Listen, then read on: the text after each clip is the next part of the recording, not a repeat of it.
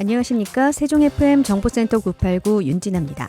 7월 20일 오늘의 뉴스 브리핑입니다. 세종시가 행정안전부 주관 2024년 지방자치단체 적극행정종합평가 우수기관으로 선정돼 국무총리 표창을 받았습니다. 지방자치단체 적극행정종합평가는 매년 전국의 지자체를 대상으로 행정운영 전반에 대한 평가를 진행해 우수지자체를 선정하는 제도입니다. 이번 평가는 행정 효율성, 주민 만족도, 공공서비스 질 향상 등 18개의 다양한 항목을 종합적으로 고려해 이루어졌습니다. 시는 창의적이고 혁신적인 행정서비스 제공을 통해 시민 삶의 질 향상과 지역 발전에 크게 기여한 점에서 높은 평가를 받았습니다. 특히 시와 지역 주민, 국방부가 함께 노력해 당초 조치원 비행장의 비행안전구역 축소 예정 시기였던 2026년보다 3년을 앞당겨 지난해 최종 비행안전구역을 축소하는 성과를 이룬 것이 큰 호평을 받았습니다. 비행안전구역은 건축물 신축, 공작물 설치 등이 원칙적으로 금지됐으나 해제된 비행안전구역 내에서는 그동안 제한됐던 높은 건축물을 신축할 수 있고 군 허가 없이 공작물 설치도 가능합니다.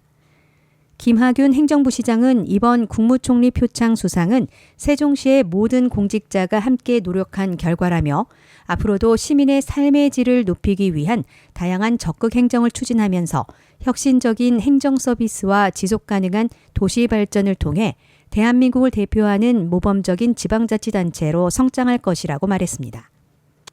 세종시가 지난 19일 시청 세종실에서 제3기 고령 친화도시 정책 모니터단의 2024년 상반기 모니터 활동을 공유했습니다.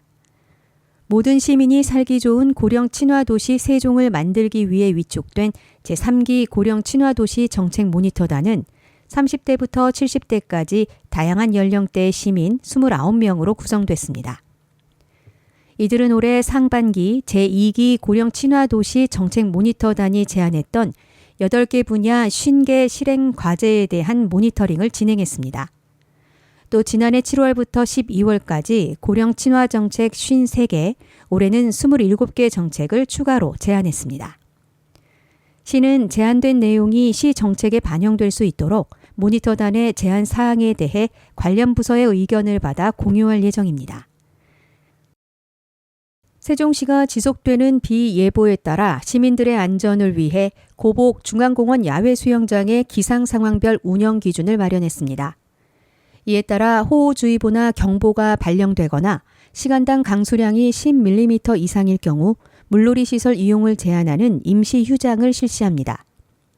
다만 중앙공원 야외 수영장에서 매주 토요일 4시에 예정된 청년 이벤트 행사는 우천시 중앙공원 관리센터 필로티 아래로 무대를 옮겨 예정대로 진행합니다. 김여수 문화체육관광국장은 우천시 고복 중앙공원 야외 수영장 이용의 혼선을 방지하기 위해 기상상황별 운영 기준을 마련했다며 시 누리집과 통합 예약 시스템에 공고하고 이용자에게 문자로 발송하는 등 이용에 불편이 없도록 최선을 다하겠다고 말했습니다. 기타 자세한 사항은 고복 야외 수영장은 시설관리사업소로, 중앙공원 야외 수영장은 체육진흥과로 문의하면 됩니다. 세종시 교육청은 7월 19일부터 21일까지 3일 동안 보람동 행정복지센터에서 진행되는 제7회 세종 청소년 여름 건축학교를 후원합니다. 올해로 7회차를 맞는 이번 행사는 세종건축사협회가 주관하고 세종시 교육청과 세종시청이 후원합니다.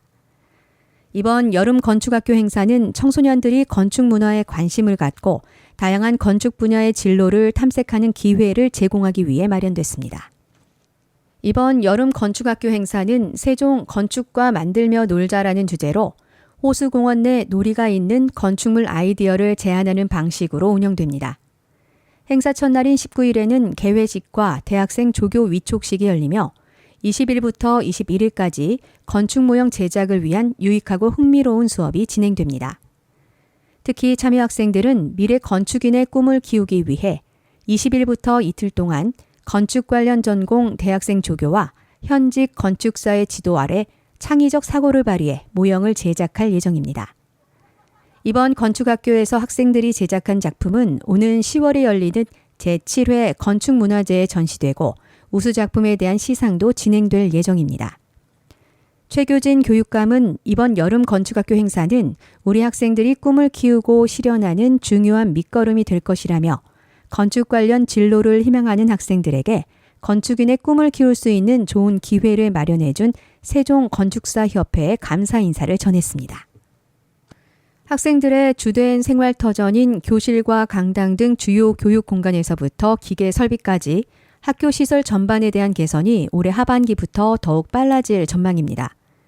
세종시 교육청은 교육시설 환경 개선 사업에 대한 구조를 변경해 총 사업 기간을 2년에서 1년으로 축소하는 방안을 마련하고 올해 하반기부터 시행에 들어간다고 밝혔습니다.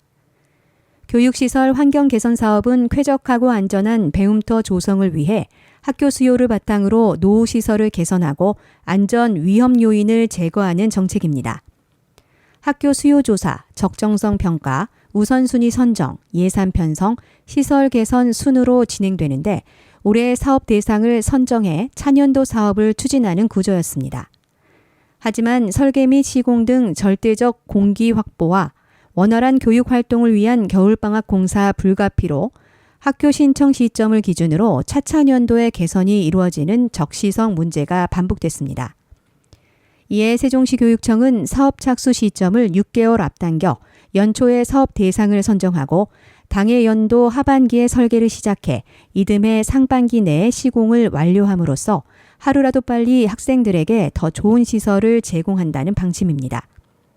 한편 세종시 교육청은 교육시설 개선 재원의 안정적 운영을 위해 523억 원 규모의 시설 기금을 조성해 운영 중으로 시설기금은 정부가 책정해 교부하는 교육시설 환경개선 보통교부금이 부족할 경우 부족분을 보충하기 위해 사용됩니다. 해밀초등학교는 2024 방학 중 아이들의 성장지원 운영 협업학교로 지정돼 진로 인턴십 프로그램을 운영합니다. 성장지원 협업학교의 하나로 운영되는 해밀마을 진로 인턴십은 해밀 초, 중, 고 교사들이 협업해 프로그램을 설계했고 학생들은 모둠을 만들어 7월 22일부터 26일까지 일주일 동안 진로 프로젝트를 수행합니다. 해밀고 남정숙 진로교사가 진로, 생애 설계 등에 대한 유익하고 재밌는 강의를 진행할 예정입니다. 강의 주요 내용은 진로 검사와 상담, 자기소개서와 이력서 작성, 면접 심사, 근로계약서 작성 등이며 학생들이 진로에 대한 고민을 직업과 연계하는 데 도움이 되는 실질적인 과정으로 구성됐습니다. 이후 학생들은 진로 인턴십 과정 중 유치원, 어린이집, 병원 등 다양한 분야의 지역 참여 기관에서 직무 체험 후 직무에 대한 소감과 성과를 해밀 교육공동체와 함께 공유하는 보고회에 참여할 예정입니다. 더불어 해밀 초, 중, 고 학부모회는 진로 코디네이터를 양성해 진로 실습에 참여하는 학생들을 지원할 계획입니다. 나성중학교는 지난 16일과 18일 이틀간 학부모회가 주관하는 진로 특강을 진행했습니다. 나성중 학부모회 주관으로 진행된 이번 진로 특강은 학생들이 진로 계획을 세우는 데 도움을 주기 위해 마련됐습니다. 1학년 전체 학생을 대상으로 진행된 이번 진로 특강에는 다양한 직업군의 학부모들이 자발적으로 강사로 나서 학생들에게 더욱 특별한 추억을 선사했습니다. 학부모들은 각자 직업 경험을 토대로 실제 업무 환경과 필요한 기술, 자격 등을 전달하며 진로 선택 과정에서의 어려움, 극복 방법 등 경험에 관한 이야기를 전했습니다.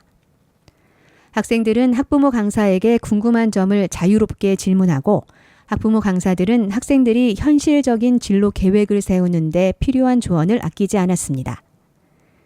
이번 진로 특강에 참여한 1학년 한 학생은 이번 특강을 계기로 더욱 다양하고 자세한 직업 세계를 알게 되었고 적성에 맞는 직업을 탐색하는 데 도움이 되는 뜻깊은 시간이었다고 소감을 밝혔습니다.